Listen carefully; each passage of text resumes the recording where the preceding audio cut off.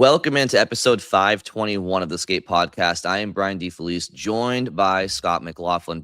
Scott, I got to tell you, every time we do a recording without Bridget, I want to go and say, alongside Bridget Prue and Scott McLaughlin, because I'm so used to doing it. Bridget has a busy Friday, so she cannot join us, unfortunately. But we'll try to do our best to keep it light here, Scott, right? Yeah, Bridget has, I think, one of her busiest stretches of the season. I believe she has college doubleheaders Friday and Saturday, and then she has the women's beanpot coming up on Tuesday. So yeah, understandable. She couldn't quite make this one, but yeah, she's with us in spirit, Brian. She is. And we wouldn't be good line mates if we don't, pick up the slack when she can't be here, right? So with that in mind, the Bruins got a 4-1 win over the Calgary Flames last night at TD Garden. They have now won 3 of 4 games. We'll discuss a little bit later in the episode what that means in terms of the standings and if they're gaining some separation from some of the other teams in the conference while still chasing others. But first and foremost, Scott, let us go to you for the opening shifts. Yeah, so I think probably the most important thing that happened in this game is that Joonas Korpisalo was really good. And I thought he needed that. I think the team needed it. It's been a bit of a tough run for Korpisalo. He had not won a game since mid-December, and had not started one since December 27th, their first game back after Christmas break. And, he had this was the third. So that had been 11 days between starts, I believe. And it was the third time just in the last month and a half that he's gone over a week between starts. In that same time, related, Swayman was just coming off of a 4th straight start for the second time in the last 3 weeks. And why is that happening? Even when we know that Swayman usually isn't that great when he makes that many starts in a row. Marco Sturm told us pregame. I asked him about it, and he said, a lot of times it's just going with who I think gives us the best chance to win that night. And lately that's been Swayman a lot. And what's kind of unspoken is Sturm has not trusted Korpisalo, even faced with the decision of Swayman for a 4th straight start or go to Korpisalo here. And to me, this has felt like there hasn't been any kind of set plan of, all right, well, we're going to keep Swayman fresh by giving him rest, working in rest here and there on this many games in a row. And we want to keep Korpisalo involved, so he's going to start. We're not going to give him 10 days off. That has not been the plan. The plan has seemingly been ride Swayman until the wheels fall off and then go to Korpisalo out of sheer necessity. And that's because they won't say it, but it's because he hasn't trusted Korpisalo. He even said pregame at the end of that answer when I asked him about it, he said Korpisalo has been okay too, but hopefully he's better tonight. Not exactly a ringing endorsement. So I think Korpisalo needed a win and needed a good game to feel good about himself. I also think the Bruins and Marco Sturm needed that to feel better about Korpisalo and have more confidence to work him in a little more regularly and actually have a plan to get Swayman some rest and not just ride him X consecutive starts until he has a bad game, because that's how you eventually wear a goalie down longer term than just oh, he was just worn down this week. If you keep going in that cycle, eventually he's worn down for a couple weeks on end. And then his season goes downhill, your season goes downhill, and it just doesn't benefit anyone. The schedule's too crazy to not use your backup goalie. And so I think the Bruins need to have a little bit more of a plan, whether it's Korpisalo or bringing up Michael DiPietro if they don't trust Korpisalo. But Thursday should, at least for the time being, give them a little more confidence in Korpisalo, because he was good, especially in the second period when it was still a 2-0 game. It was still a game. He made a few big saves in the middle of that period, and ended up with 28 saves and 29 shots for the night. Yeah, so Korpisalo, here are his updated numbers on the season. He has a goals against average of 342 and an 888 save percentage. Now, heading into last night, the numbers I'm about to read you were even lower. Okay, so this takes into account his performance that you're speaking of last night. Right now, he's played 16 games in the season. He started 15. He's played in 16. Among goalies that have started or played in at least 16 games, Korpisalo in goals against average ranks 43 of 49 goalies, and in save percentage, he now ranks 36th among 49. Now, I can't stress to you how much last night kind of pushed him up that list a little bit. He was pretty silently near the bottom. So that speaks to the comments that Sturm had before the game that you mentioned, Scott. And the performance last night speaks to what you're talking about, which is what they need from him going forward. I've had a lot of questions this week, actually, in a thing that I'm writing regarding Korpisalo and should they waive him for DiPietro. Another question was which Bruin needs to be most improved in the second half, and Korpisalo's name comes to the forefront. There's a lot of Bruins in this team, I think, that you could say have to have a better second half, but Korpisalo needs to have a better second half, A, for himself, for the team, and C, for Jeremy Swayman to not tax him as much as he's been taxed. I think Korpisalo has started in only about 35% of Boston's games this year. I'd have to double check that number, but it's too low of a number, right? I maybe not back in the 2000s or even a decade ago, but in today's NHL, it seems like most teams, most starting goalies are what, Scott, closer to 55% than say 65. Yeah, probably. I think Swayman's on track for not a crazy amount of starts. Like, I think he's pacing towards 55 starts or so this season, which is like right around where I think you want him. In my mind, going into the year, last year was 57. It was a 57-25 split. I thought maybe this year you go 52-30, like combining, like, because I thought Swayman probably played too much last year. Combine that with a condensed schedule, I thought chopping 5 off sounded about right. So it's not like he was trending towards significantly more than that. But I think situationally, there's just been some situations recently that you really probably wanted to avoid. Like the 4 straight starts before Christmas, and then it ends up turning into 6 straight games played in a 10-game span because the 1 start Korpisalo did make during that time, he got pulled. Like, that was really not ideal. I thought by that 4th straight start, Swayman already looked worn down, never mind the 6th straight game a few days later. And then this most recent stretch of 4 straight starts, I was a little more okay with, because before the Vancouver game, they had 2 days off. Before the Seattle game, they had 2 days off. Sturm pointed that out, said, he should have been plenty rested. And I think he was. And yet you still clearly got an off night in Seattle. Now, it was off for a bunch of guys. Swayman wasn't alone, but he takes a bad penalty on the first goal, gives up a really bad goal in the second.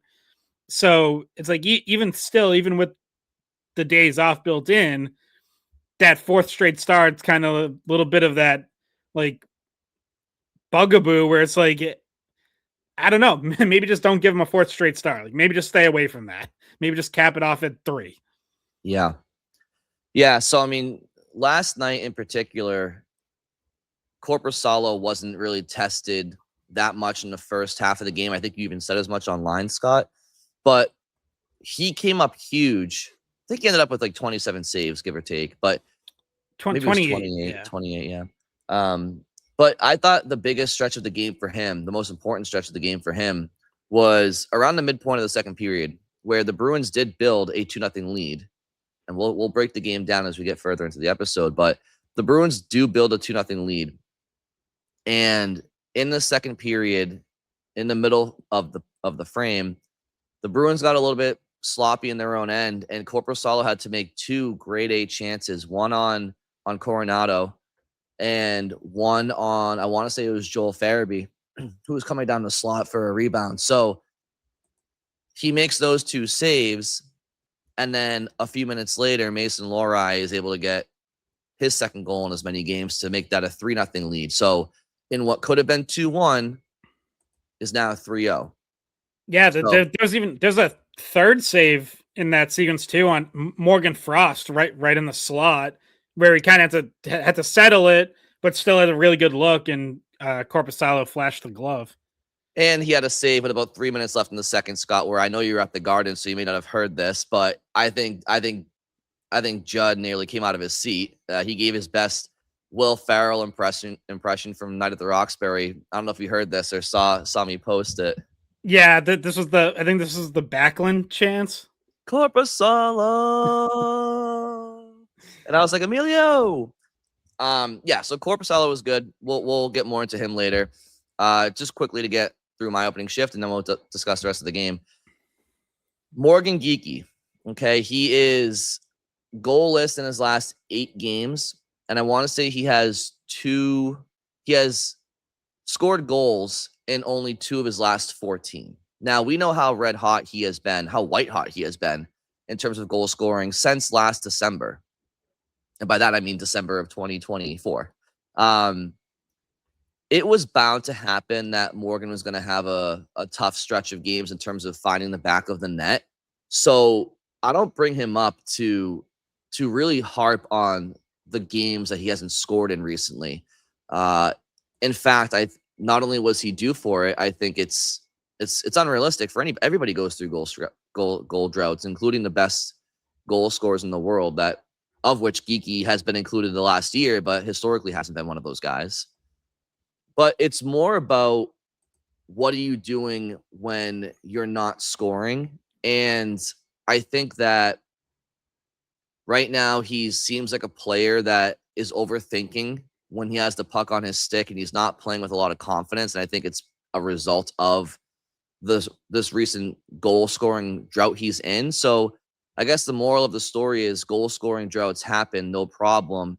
But how are you affecting the game when you're not scoring? And I just feel like his impact in other areas has been minimal, I'd say, recently, to say the least. And you actually asked him a question, Scott, pregame, and he spoke about his drought, and he spoke about the mentality. And I really liked your question in terms of what's it like going through a drought at this stage in your career where you've now established yourself. Whereas before, if you're going through a drought, not that you said it in these exact words, but before Morgan Geekie went onto the scene the last year, he could probably quietly go through a goal drought where he might be bothered by it, but he wouldn't be the topic of headlines. So it was a great night for the team. 10 players registered points, but I want to talk specifically right now about Geekie and the comments that he shared with you and other members of the media before the game. Yeah, I thought a couple things. I thought he had good perspective where, he's like, I'm not trying to read into it too much. I'll just maybe change up my tape or change my sticks for a few games or go back to what was working before. And he even said, and like we've talked about this, he was like, I think I've been pretty lucky shooting wise, the last year. So something like this was probably bound to happen. And I think that's right. To your point, though, I think there are things he could do more of. And Sturm's talked about some of this. Like, just for starters, shooting more would help. Like, so at least he's had multiple shots each of the last 3 games. But prior to that, at Buffalo, at Calgary, at Edmonton, he had 1 shot on goal in all 3 of those games. Like, that's not going to get you out of a slump, right? Like, you got to at least have more chances than that. So that would be 1. And then 2, Sturm said this after Thursday's game.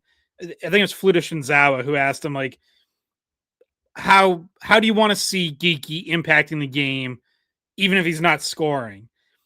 And Sturm said, play like Victor Arvidsson played tonight. And what he meant by that was go watch. I think it was Lohrei's goal and Middlestad's goal. And Victor Arvidsson, did not score there. He got an assist on the second one on Middlestad's, because I think he had a touch on it in front of the net. But Victor Arvidsson is all around the net. He's in dangerous scoring area. He's kind of causing chaos. He's opening things up for teammates. And like we've seen Geekie in those areas before, right? Like Geekie can score from the perimeter, but he is not exclusively a perimeter player in the offensive zone. We've seen him at the net front. He's had some deflection goals and rebound goals. Like he can score in those areas. And so I think Sturm's point was clear, was like, start going to those areas more, right? Like either you're going to score or it's going to open up something for a line mate and the team scores, which is just as good. So that's one. And then I thought it was interesting that Sturm said, he also said like, I forget his exact word, but he basically said like something that's going to be on my list tomorrow, meaning Friday when they have practice at Warrior, is I'm going to pull Morgan aside and just show him a couple of things, probably on video, like probably in his office, I'm assuming. And he mentioned like sometimes where I thought he could take better routes to either to the puck or, to get open for a pass. So I think Sturm is sort of has an idea of like what he wants to see Geekie do, but yeah, like Geekie did also acknowledge when I asked him that, like, does it feel different now?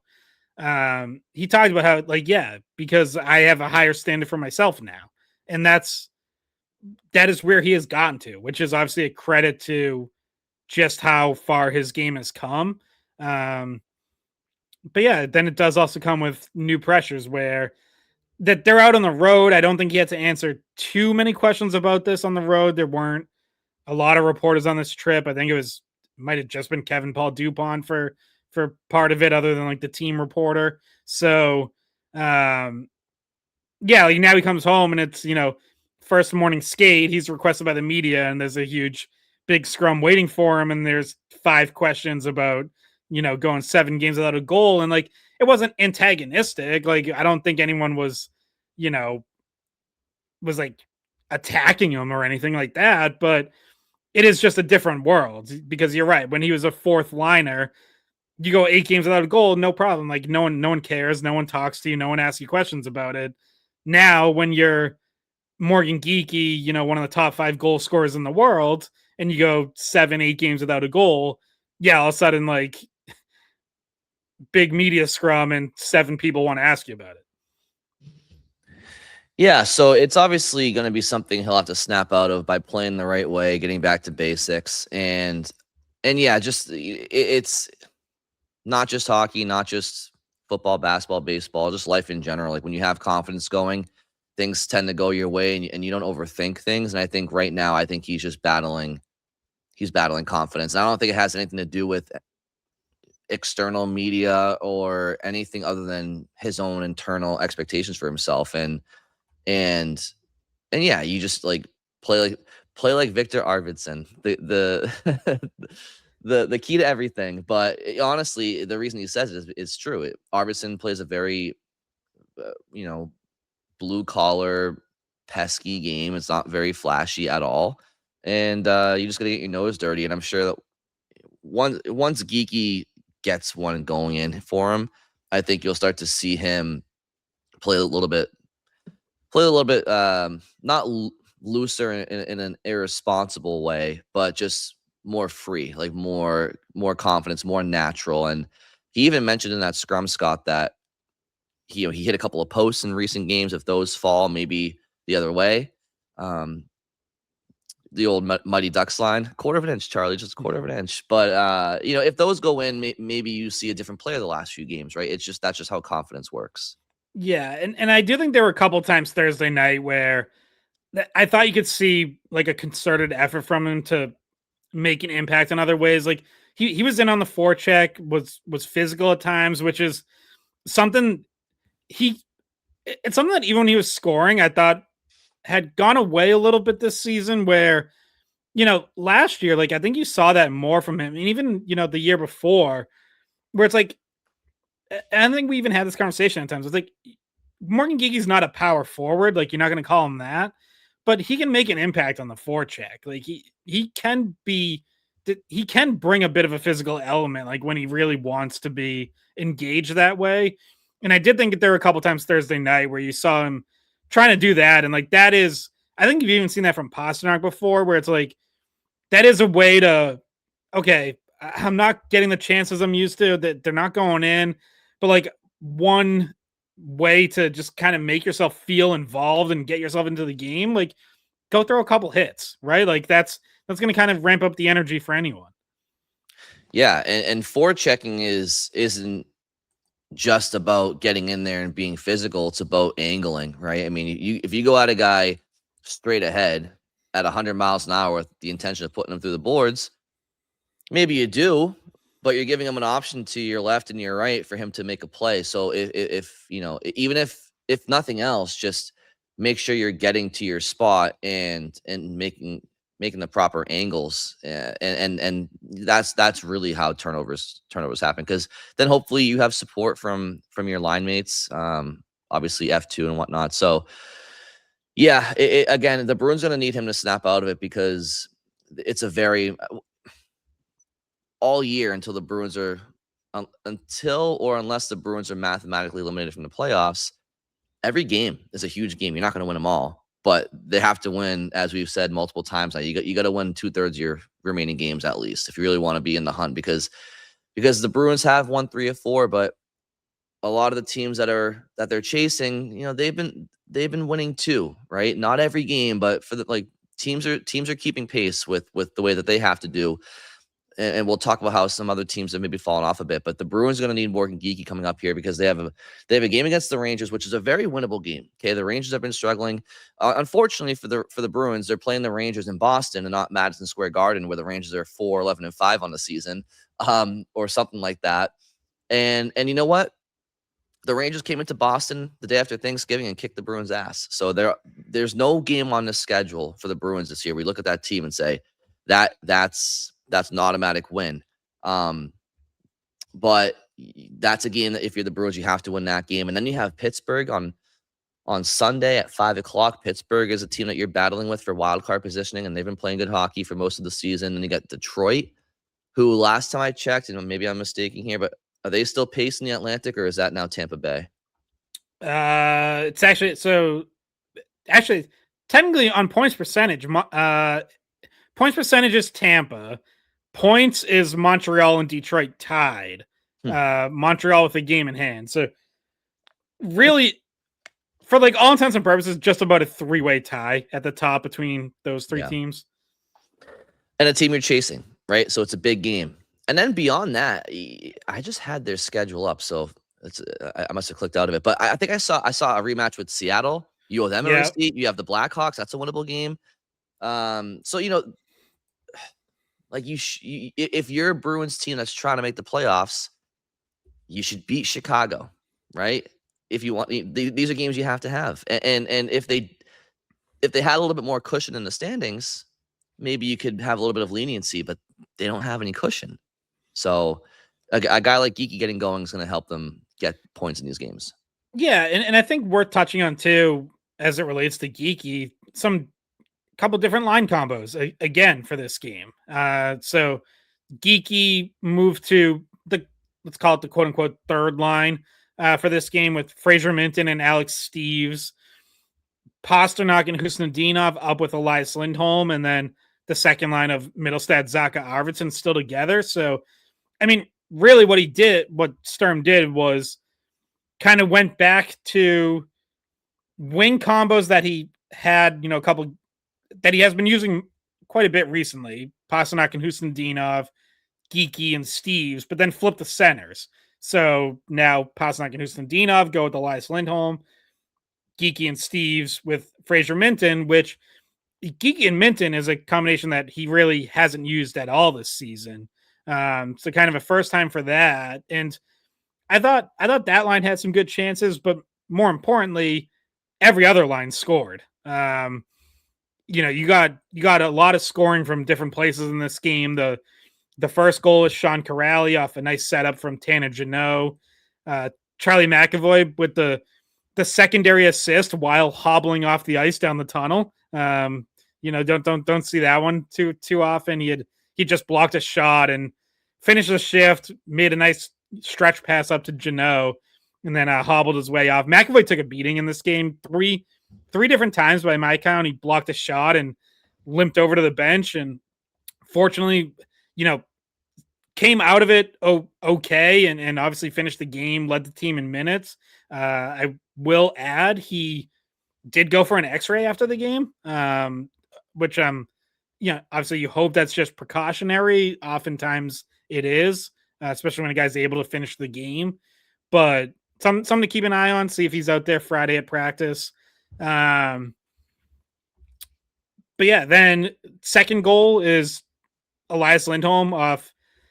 I think right away when Murat Husnudinov kind of makes that spin around pass, you're thinking like, yeah. But just gets to Pasternak enough for him to chip it over to Elias Lindholm. And really ends up with an empty net, so it ends up being a beautiful passing play that, fortunately for Husnudinov, worked out, because that could have been a bad turnover. It was a little risky. Yeah, a little bit. So that line gets on the board. Then it's really Lohrei's goal obviously is a really nice finish by Lohrei, where he drags around the defender and snaps it home. That comes at the end of an extended offensive zone shift where the Bruins actually pulled off half a line change in the middle, because that started with that second line. Mittelstadt, Zaka Arvidsson had a nice offensive zone rotation possession cycle going. And then the fourth line comes on and ends up being Kuraly and Jeannot again, who get points on it with the assists.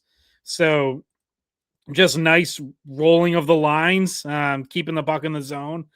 And then that second line gets theirs with Casey Mittelstadt scoring on his own rebound. As I mentioned, Arvidsson around the net, Pavel Zacha on the setup. So yeah, you got scoring from everywhere else except that Geekie line, but I did think that line had some chances too, and had some good shifts.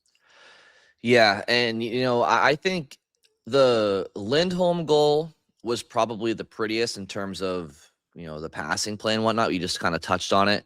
Husnudinov had to Husnudinov's credit, it wasn't a blind pass. He did take a look over his shoulder. He did see that Pasternak was there. It's just the fact that there was a guy draped all over Pasternak's back that it was good that it was able to work out. And then the empty net you mentioned about Lindholm, but again, got to tip the cap for finishing it. I mean, it wouldn't be the first time we saw an empty net opportunity that wasn't capitalized on.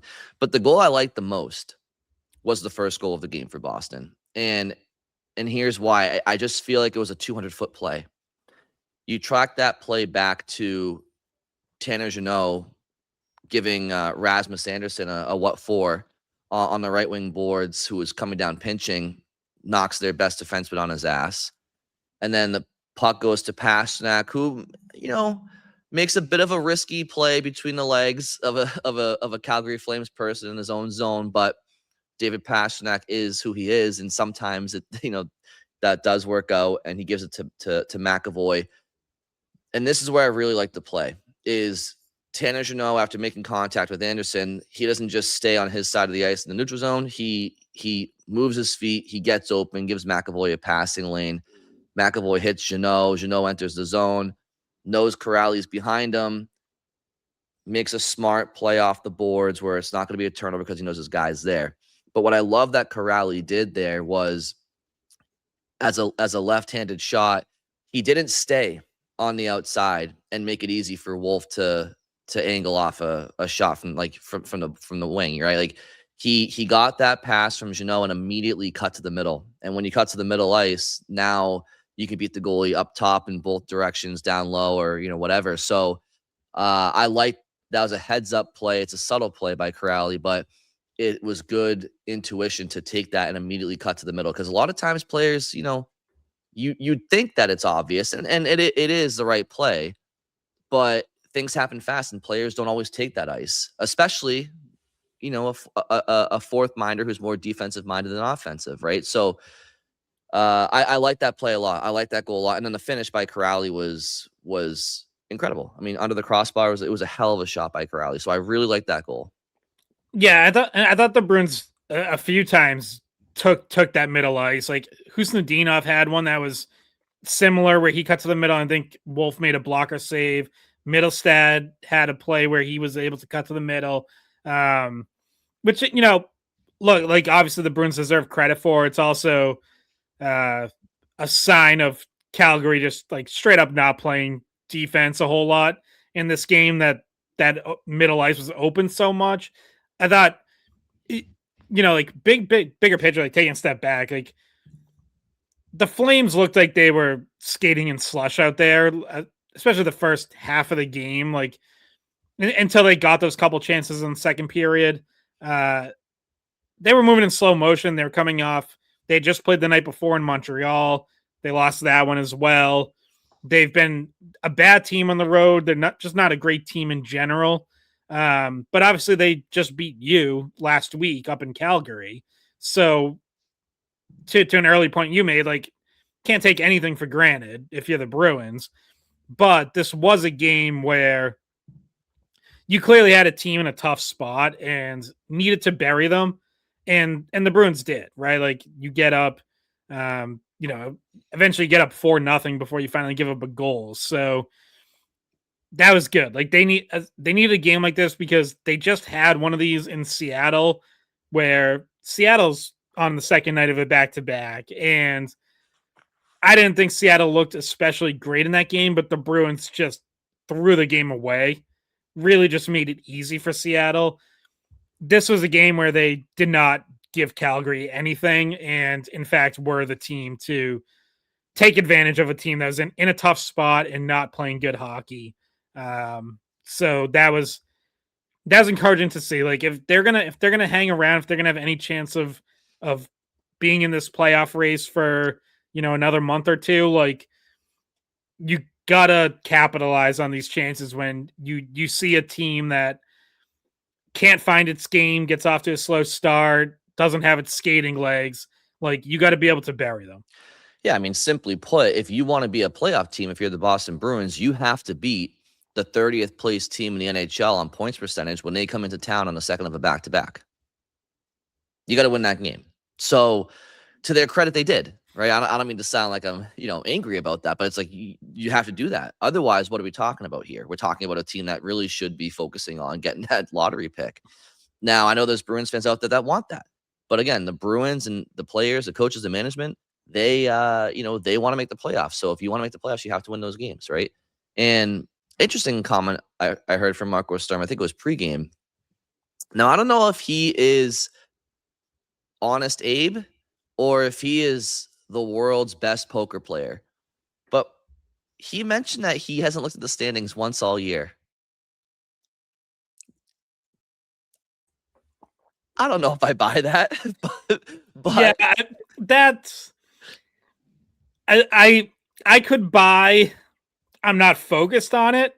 I'm not putting too much stock into it, but I haven't even looked. Yeah, that's a tough one. And he started the comment off by saying, "Yeah, no, to be honest, I haven't looked at the standings once this year." So I wouldn't really be bringing this up if he didn't phrase it like that. And I'm just like, maybe Marco, you might just be the world's best poker player. But I was like, I was thinking in that moment, I was like, if I really wanted to try to be a funny guy, I'd be like, Marco, you're 20 points out of the playoff spot. But just see what his reaction would be. Yeah, but the message behind that comment from him was, I am more focused on the process and building culture, building the system here in Boston. That's my primary focus. I also think that he could be a great PR guy because that's one way to spin things. If things go south this year, is, well, listen, we weren't really focused on the playoffs this year. It was more about building for the future. So I think Marco is. I think he's a smart man. I think he knows exactly what he's saying, and sounds like a guy that's been around the game for a long time. First as a player and now for about a decade as a coach in all different capacities of the game, international, AHL, and obviously NHL. So yeah, I think I do think Sturm is the right man for this job right now. I wholeheartedly believe that. I believe that when they hired him. I believe it now. I think to a certain point, like, you can only do so much as a coach in terms of, we talk about, generating more and producing more at 5-on-5. Like, you need the horses to do that. And he has one horse in Pasternak, and then he has, a couple of ponies, and then some kids that are trying to find their way. So it makes, I'm talking at the forward position. On the back end, McAvoy is who he is, right? He should be a horse back there. Lohrei is a young kid who can move the puck and create offense. Zadorov can move the puck. Hampus Lindholm can move the puck when he's healthy. So they have guys on the back end that can move it too and help that offensive generation. But I just think that Marco isn't, like, like, look at Jim Montgomery, for example, in St. Louis. Jim Montgomery came to Boston when the Bruins had a great roster. And, well, even going into that year, people thought the Bruins were missing the playoffs the year they broke records. But that roster was obviously very good for the Bruins. And Jim Montgomery in his first year did a good job. His second year was probably arguably a better job as a coach when the Bruins had a lot less, and the team still finished, I think, top 10 in the league. But you saw what happened last year with Monty with a lesser roster. You see what's happening to him in St. Louis. Like, I just think that, does somebody go from a good coach to a bad coach overnight? Or is it more about, a coach is only as good as his players, I think, for the most part. So I just think that, Marco Sturm, with what Marco Sturm can control, I think he's doing a good job for the most part this year. He hasn't had a mistake-free season, but I think for the most part, I think he's doing a good job.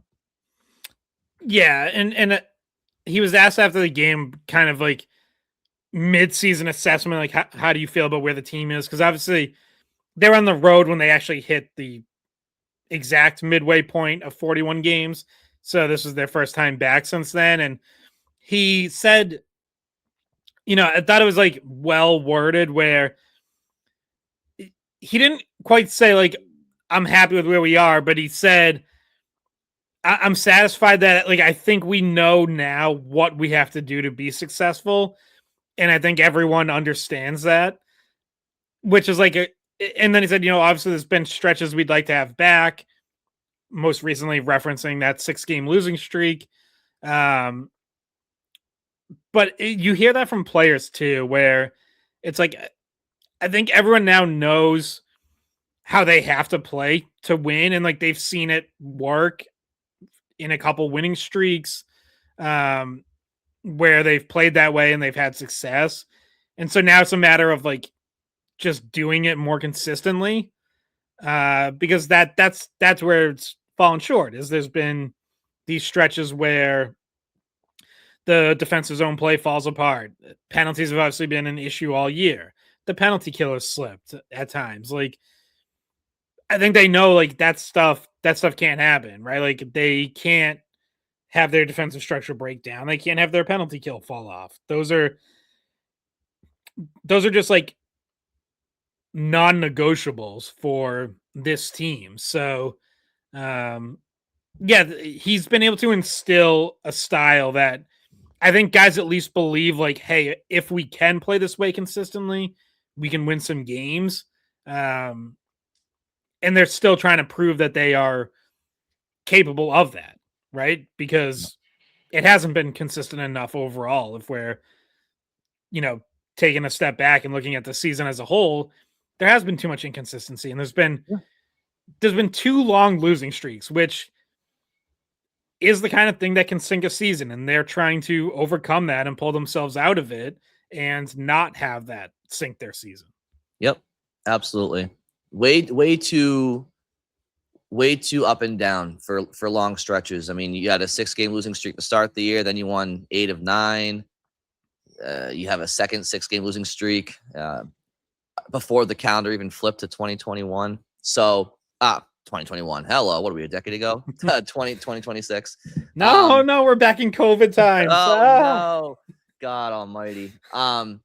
Scott, last episode we talked about the Bruins needing more 5-on-5 generation production from their top two centers, Zacha and Lindholm. Heading into the Seattle game, I want to say that they had 16 combined points at 5-on-5, because last episode you said it was 18. They both did register a point at even strength in the Seattle game. So entering Seattle, they had 16 combined 5-on-5 points all year. Well, they have 4 combined 5-on-5 points now in the last 2 games, including that loss in Seattle. So again, it just goes to show that us bringing them up was justified. Okay, just because they each have a point at 5-on-5 last night, it doesn't negate the points that we made prior to them doing that. It just goes to illustrate they need them to do just what we were talking about. And the good news for the Bruins is that last night, it's Elias Lindholm's goal that opens the scoring at 5-on-5. And it's Casey Middlestad's goal, who more or less ices the game, but it's assisted by Pavel Zacha. So, like, this is why they need to have their imprints on games. This is why we talk about it. Yeah, absolutely. Like you need those two guys' lines going, right? Like, so even if it's, yes, you need more production from each of them individually, but you also just need those lines scoring. And the second line, Zacha's line, like we've talked about, they've been a good matchup line. They've been good defensively. They are also ultimately a top 6 line, and top 6 lines need to score. So, yeah, like that's, again, they get the goal Thursday. They also, the shift before Lohrei's goal, had a really good offensive zone shift that helped set that up by pinning Calgary in. So that's encouraging. And yeah, and then, with Lindholm, like we've talked about it, for whatever reason, that when it's been Geekie, Lindholm, Pastrnak together, that line just has never clicked this year the way that it did down the stretch last season. When, again, like it's kind of easy to forget this now, but they were legitimately dominant. Like they were the only good thing that Bruins team had going down the stretch.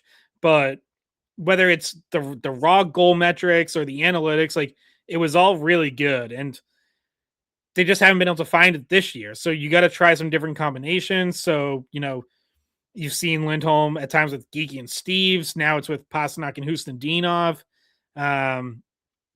It's all 3 of those guys just haven't clicked. So you got to try to do something different, give them a different look, something that might spark them. Yeah, there have definitely been times where I felt like Elias Lindholm was kind of the weak link in between Geekie and Pastrnak, and like that trio wasn't connecting in large part because he wasn't playing well enough. But yeah, you gotta, if you're Sturm, like you have to try to find something. Maybe it's a systems thing that's held him back, right? Like maybe last year it was just down the stretch, that team didn't care about structure. Like I'm not sure Joe Sacco even. I know Joe Sacco had a way he wanted them to play, but that season had gotten so far away that I think those top guys in particular kind of got to a point where you just let them go and let them do their thing. Well, Sturm's trying to instill like a team structure and identity and wants everyone playing the same way. Maybe that wasn't great for, like, maybe those guys weren't fitting as well in that structure together, right? So you try to find different fits that that might give them a different look and get something going, and encouraging first game for this Husnudinov, Lindholm, Pastrnak line on Thursday. Then they played together earlier in the season, but first game now being back together in a while. Yeah, I wonder if it's a systems difference that's kind of kept that Geekie, Pastrnak, Lindholm line a little bit quiet this year. I wonder if it's just teams having more opportunity to understand how they would play and game plan for them. Maybe they caught people by surprise last year. Not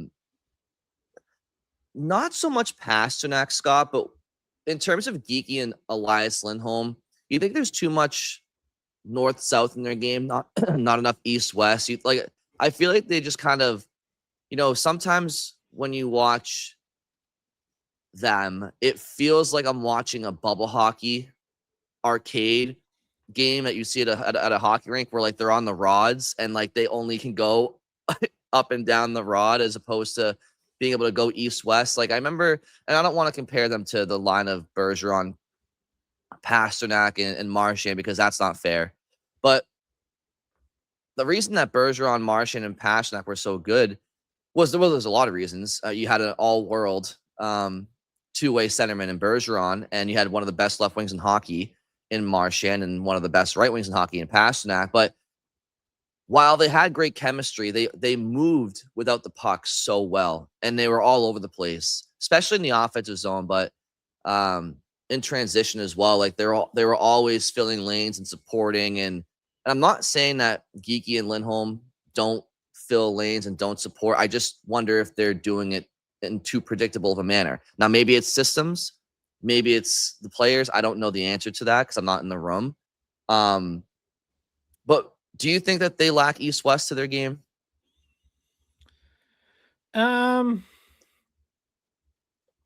Yeah, maybe a little. And I think the other thing I was just thinking is like, I also feel like Lindholm and Geekie are almost at their. I think they're better off puck players than on puck players, and like maybe that's part of it. Is that kind of boxes Pasternak into being the playmaker and the transporter and the guy at the puck all the time, where it's like, I don't know, you probably need him to have a line mate. And it's not that like those guys can't do it, but I think their instincts are like, oh, I'll be support, or like I'll hang high in the zone, or I'll just try to get open for Pasternak.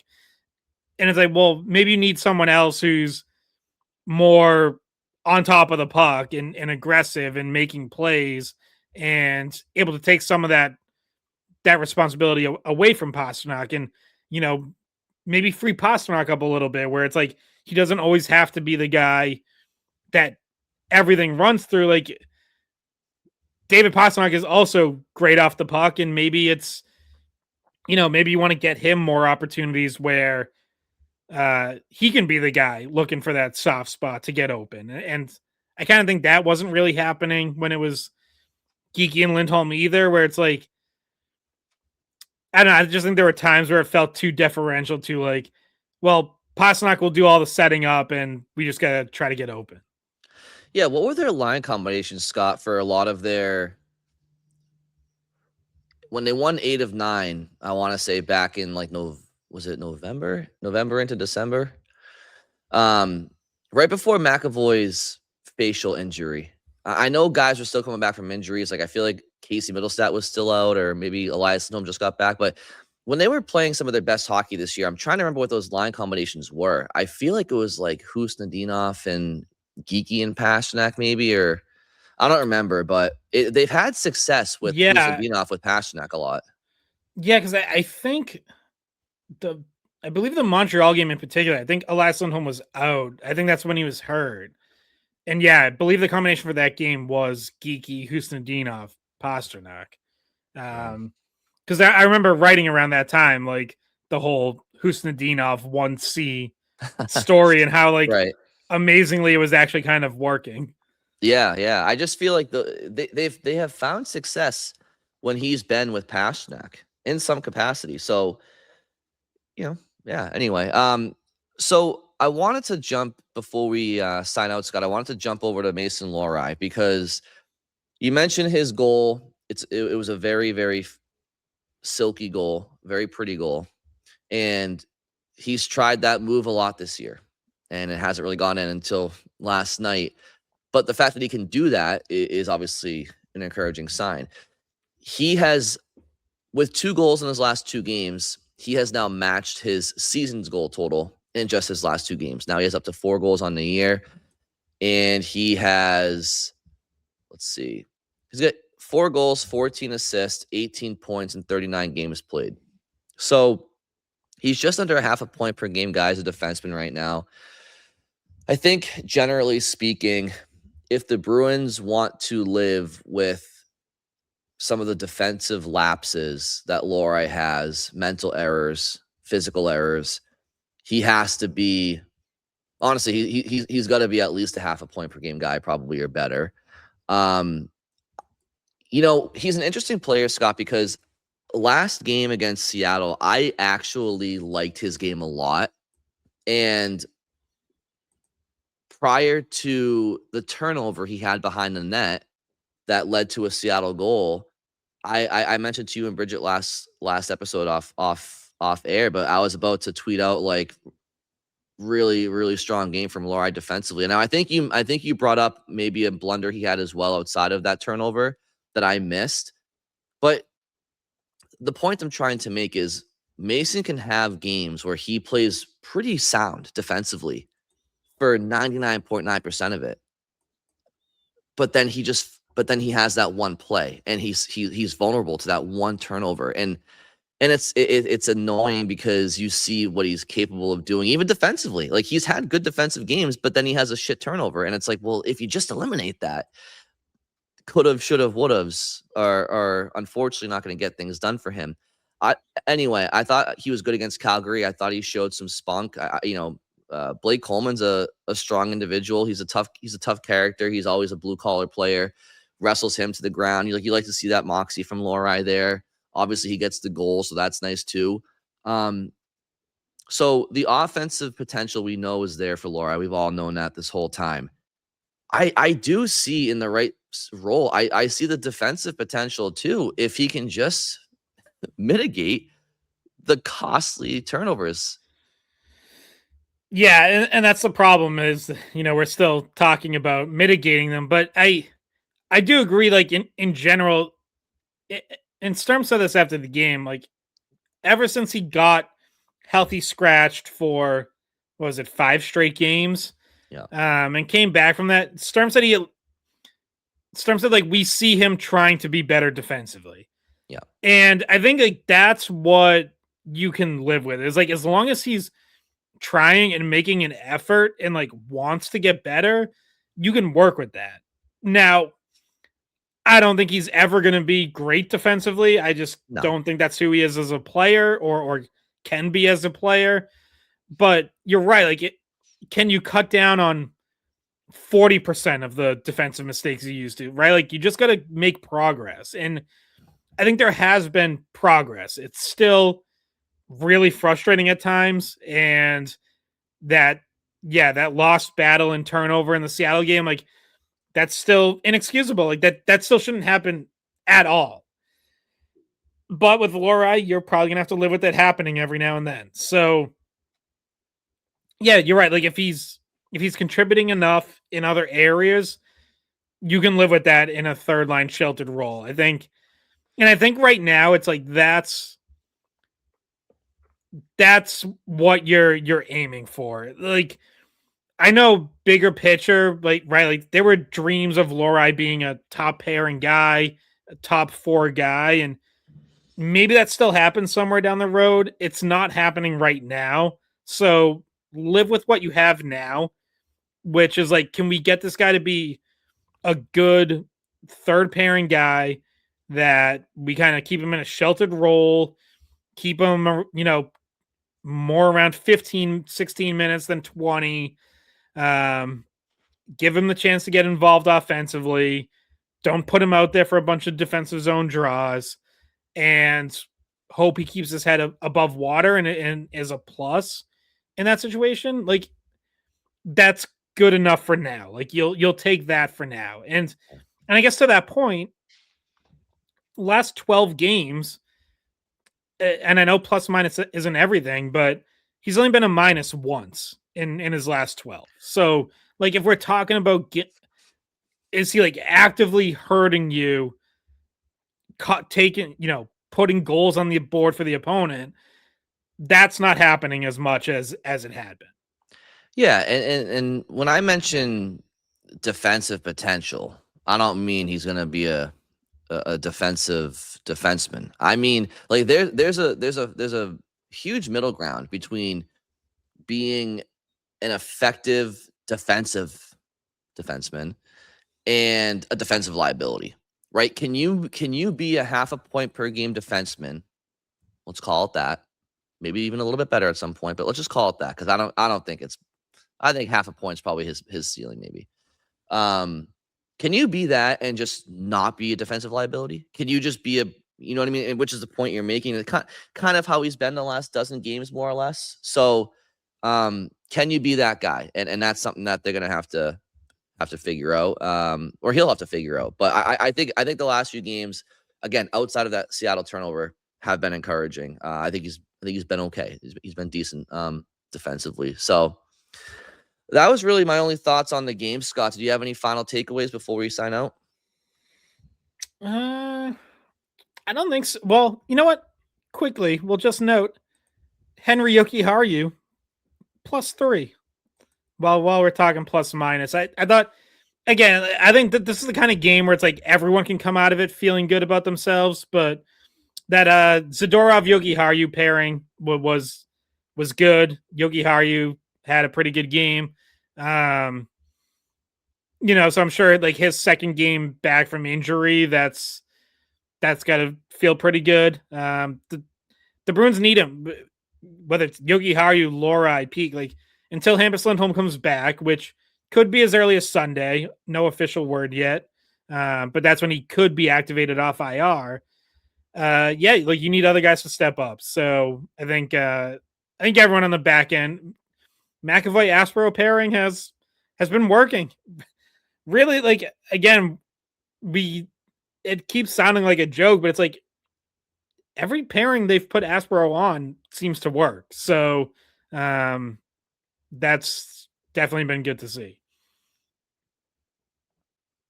Sorry, Scott, I was muted. Yeah, it's listen, at the end of the day, if you have a hardworking individual, hardworking forward on a forward line or a defensive pair, if the skill has to be there to a certain point. You want to be a top pair defenseman long term, you have to have the skill, right? You want to be a top line forward, you have to have the skill. But if you have work ethic and your teammates, your line mates, your defense partner doesn't have to worry about your battle meter, your physical ability to take care of yourself, then guys can play with you. It is the point that I'm trying to make there. So,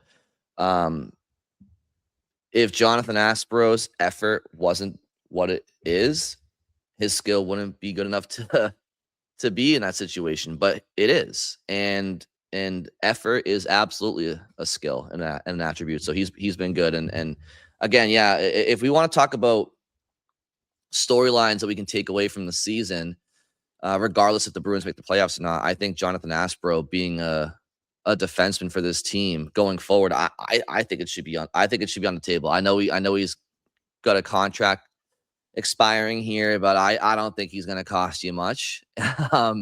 So he's a guy that I would like on this team going forward, and that's not something I saw coming heading into the season. I didn't know who he was, so that's a positive story, and he deserves a lot of credit for that. Possible 7th player dark horse. Never know. Yeah, for sure. All right. Well, that probably wraps it up for me, Scott. I have no more thoughts on the game.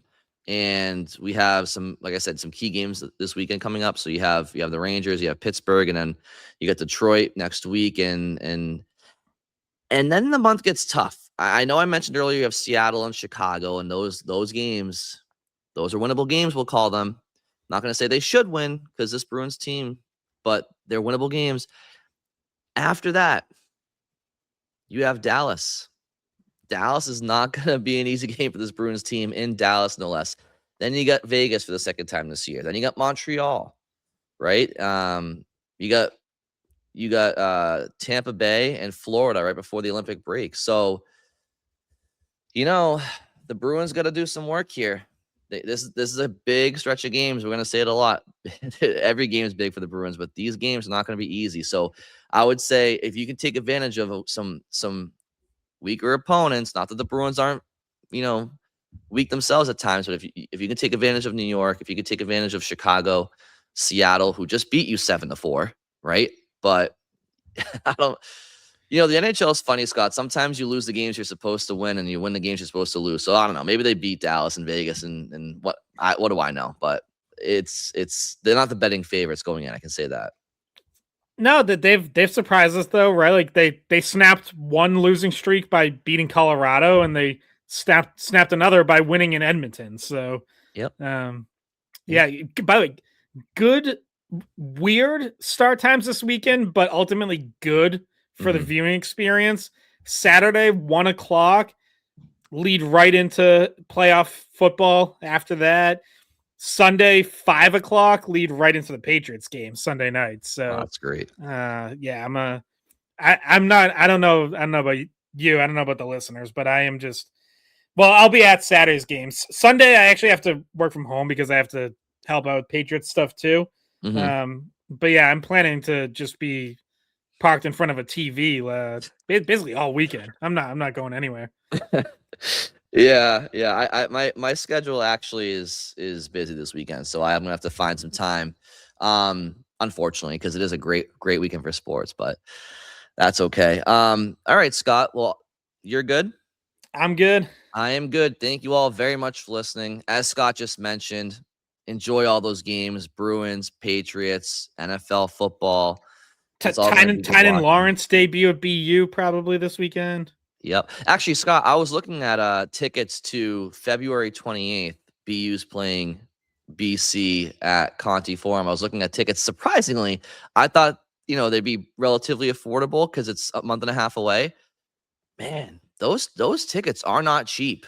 No, those BUBC games have been selling like crazy the last couple years as both teams have really been loaded up. Obviously, both have made Frozen Four runs and all these first round picks left and right. So yeah, it was not that long ago that like you could get tickets for the BUBC weekends, but yeah, they're both schools are in a great spot right now, selling those games out well in advance.